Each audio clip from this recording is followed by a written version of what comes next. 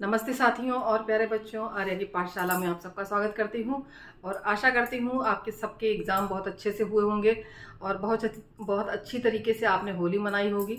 तो चलते हैं आगे, अपना पाठ पढ़ते हैं। शब्द भेद का जो अगला पाठ है विस्मयादि बोधक। तो विस्मयादि बोधक जो हम आगे अब आपको बताने जा रहे हैं। तो जैसा कि शब्द से विदित हो रहा है, विस्मयादि बोधक, विस्मय आदि बोधक, जिन शब्दों से, ऐसे शब्द हो जिन शब्दों से विस्मय का, हर्ष का, आश्चर्य का, शोक का और स्वीकृति का, तो इस प्रकार से जिन वाक्यों में हर्ष, आश्चर्य, शोक, घृणा आदि के भाव व्यक्त हो उन्हें विस्मयादि बोधक वाक्य कहते हैं। इन वाक्यों में सामान्यतः विस्मयादि बोधक चिन्ह, जो एक पूर्ण विराम के नीचे एक जो है बिंदु लगाया जाता है, वो ये है विस्मयादि बोधक। ये चिन्ह होता है जिसको कि हम अंग्रेजी में एक्सक्लेमेटरी मार्क कहते हैं। तो ये चिन्ह जब लगा हुआ होता है तो आप ये सीधा सीधा समझ लें कि ये विस्मयादि बोधक वाक्य है, ये शब्द विस्मयादि बोधक है। तो अब आगे चलते हैं कि किस प्रकार के जो है विस्मयादि बोधक होते हैं। अरे ये कैसे हुआ, जैसे कि अरे, हे, अरे राम, ओह ऐसा कैसे हो गया। तो इस तरीके के जो शब्द होते हैं, जो वाक्य शब्दों के साथ शुरू होकर के जब वाक्य बनता है, वे जो है विस्मयादि बोधक वाक्य कहलाते हैं। तो जैसा कि हम आपको इस तरीके से बताना चाहेंगे, कोई भी खुशी, जैसा की परिभाषा में दिया हुआ है हर्ष, तो हर्ष के ऊपर हम बात करते हैं हर्ष, आहा, वाह, शाबाश। इस तरीके के शब्द जब लगा हुआ होता है तो उसके साथ में एक विस्मयादि बोधक चिन्ह भी लगा हुआ होता है। शाबाश, तुमने बहुत अच्छा किया, वाह, तुम्हें ऐसा करना चाहिए था, वाह, तुम्हारा परिणाम बहुत अच्छा रहा। तो इस प्रकार से जो शब्द होते हैं वे हमारे विस्मयादि बोधक शब्दों में आते हैं। और इसी तरीके से अब हम आगे चलते हैं कि जैसे अरे ये कैसे हुआ, अरे के बाद मैंने एक्सक्लेमेटरी ये जो है विस्मयादि बोधक चिन्ह लगा रखा है। हाय वह मर गया, ये यहाँ पर एक्सक्लेमेटरी मतलब वो विस्मयादि बोधक चिन्ह लगा हुआ है। हे राम, अब मैं क्या करूं। तो जैसे कि अब सरप्राइजिंग हो गया, ये मतलब ये अंदर से आश्चर्य व्यक्त करने वाला हो गया।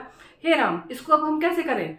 तो मतलब ये अंदर में इतना डर गया, भयभीत होने वाला हो गया कि व्यक्ति ये समझ नहीं पा रहा कि अब मैं क्या करूं, इस तरीके से कैसे करूं। तो आगे चलते हैं, वाह ये कितना सुंदर चित्र है, आहा बहुत मीठे फल हैं। तो विस्मयादि बोधक के भेद आगे जो पिछले हमने एपिसोड में पढ़ा था, अभी तक जितने भी हमने शब्द भेद के जो भी हमने भाग पढ़े, उनमें सब में उनके सबके भेद थे, अंतर भेद थे। तो विस्मयादि बोधक में भी अंतर भेद है।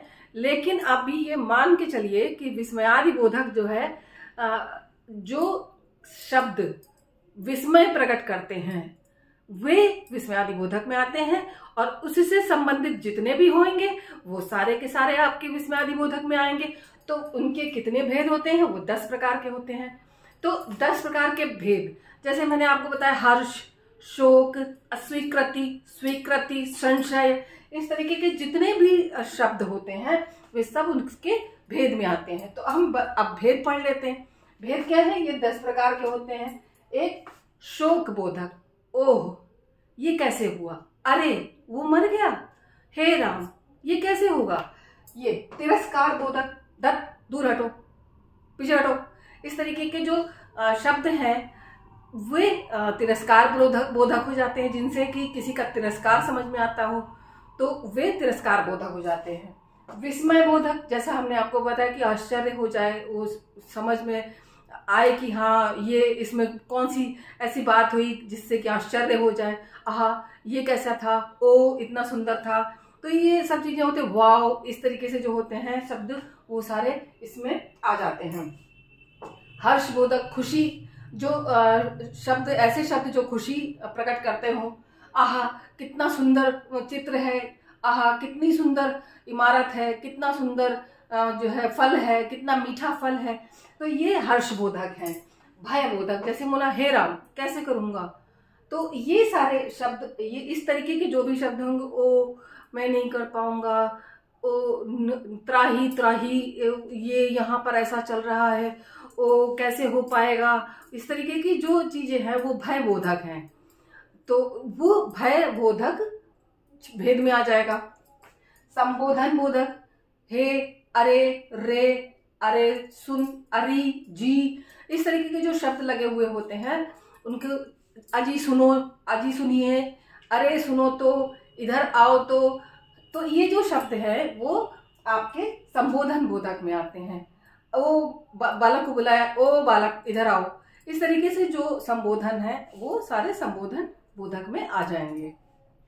आशीर्वाद बोधक, जीते रहो, खुश रहो, सदैव प्रसन्न रहो, आगे बढ़ो, तरक्की करो, तो जो शब्द हैं इस तरीके के शब्दों को हम आशीर्वाद बोधक शब्दों में ले लेते हैं।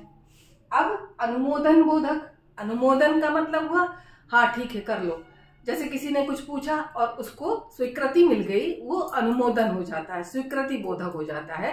कि मान लीजिए बच्चे ने कहा माँ मैं ये पुस्तक पढ़ लूँ, या मैं ये फल खा लूँ, या मैं फास्ट फूड खा लूँ, क्योंकि आजकल बच्चे यही खाते हैं, उनको यही अच्छा लगता है। तो बच्चे ने कहा कि माँ मैं फिल्म देखा हूँ, जो अब इस तरीके के जो प्रश्न हुए उनका जो उत्तर आता है ठीक है जाओ, तो ठीक है जाओ देख लो, कर लो, इस तरीके के जो भी हैं, जो जहां पर कोई भी काम हो, जिस काम की स्वीकृति मिले वो स्वीकृति, हाँ ठीक है कर लीजिए, हाँ ये हो सकता है कर लो। तो जो इस प्रकार के जो भी शब्द वाक्य आते हैं वे हमारे अनुमोदन में आ जाते हैं। अब आते हैं विदास बोधक। विदास जो है ये संस्कृत का शब्द है, विदस, दास्यति, परस्मय पदी शब्द है ये। तो इसका अर्थ होता है कि अलग होना, या थक कर रुक जाना, बैठ जाना, और काम को खत्म करना या आगे नहीं करना, विदास बोधक। तो यहाँ पर हुआ अब चलो हो गया, अब चलो छोड़ो हो गया, अब नहीं करना, इस तरीके के जो शब्द आते हैं वो विदास बोधक में आएंगे।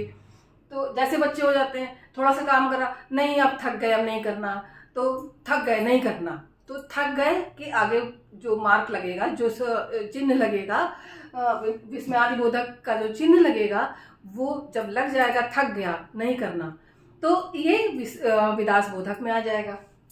विवशता बोधक।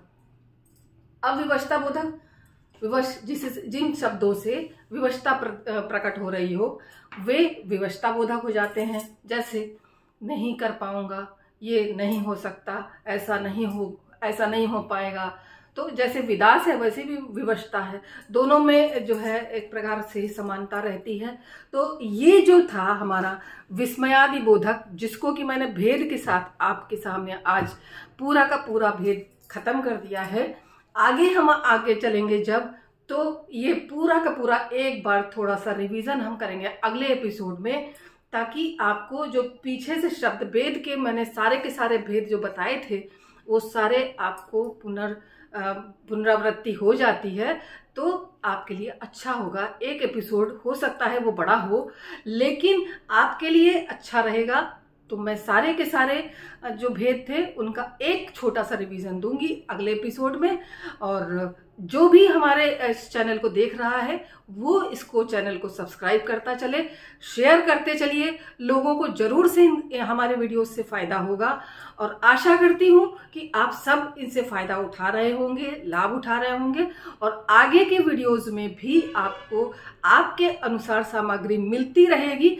इसलिए इस विश्वास के साथ हमारे चैनल के साथ जुड़िए, ताकि आपको कुछ ना कुछ नया कंटेंट मिलता रहेगा। इस चीज को आप अपने मन में बिठा के रखिए और मेरे मनोबल को भी बढ़ाते चलिए, ताकि मैं आगे नया नया कुछ आपके सामने लाने के लिए मजबूर हो जाऊं।